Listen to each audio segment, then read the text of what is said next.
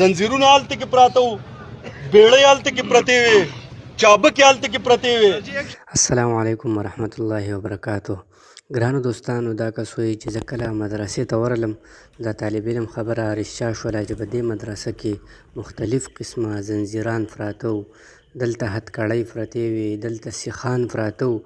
دا مدرسه نه بلکې دا یو جیلخانه وه. دلته به یې ماشومانو له داسې سزاګانې ورکولې چې چېرته بیا د سبق نوم په خوله باندې وانخلي، او د مدرسو د بدنامولو دپاره یې دلته دا ځای جوړ کړی و.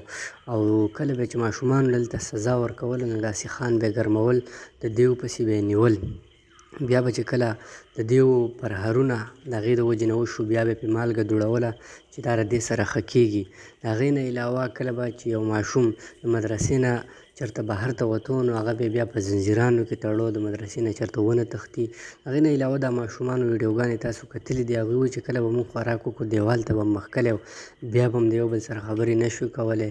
چې کله به د مدرسې د چوټۍ ټایم و، په هغې کې به موږ ته داسې قسمه ازادي نه وه چې موږ د یو بل سره داسې خبرې وکړو، په ازاده باندې ګپ شپ ولګوو یا په ازاده باندې بار ته وځو، نه بلکې د مدرسې د طرفه په موږ باندې مختلف قسم پابندیانې وي، او ډېر زیات سخت وهل به یې راکول.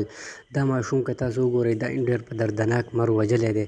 دا قاریان نه وو، بلکې دا یو درندګان وو. دا د خلکو د مدرسو نه زړونه تورول چې چېرته طالب علم بیا د مدرسې نوم په خوله باندې وانخلي او د مدرسې په جامه کې ټول مدارس بدنام کړي. نو کله دا ماشوم چې وژلی، زما عزتمندو، نورې خبرې خو ډېرې زیاتې دي، خو په اخره کې چې دی کله منډلی وایي د مدرسې د محتمم زوی چې احسان نومې دی، هغه وایي راغی او دله یې لته ورکړله په مړینې باندې چې ته مکر کې پاڅه، دومره یې وهلی دی، تاسو د املا ته وګورئ. د هغې باوجود ورته دا ظالم وایي ته وایي مکر کې، دا د مکر خبرې دي د الله بنده. او د هغې نه بعد په مړینې باندې وهلی، بیا په کرسۍ کې ورته ناست دی، چای مو څښلی دی. دا خو زما په ذهن کې چېرته انسانان نه وو، بلکې دا د حیواناتو نه ډېر بدتره حیوانات وو.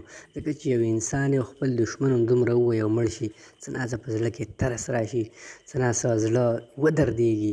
خو دا ماته انسانان نه ښکاري، دا بالکل درندګان دي. او حکومت له پکار دی چې دا ونیسي او دې له برسرعام پانسیانې ورکړي چې خلک د دې نه عبرت واخلي.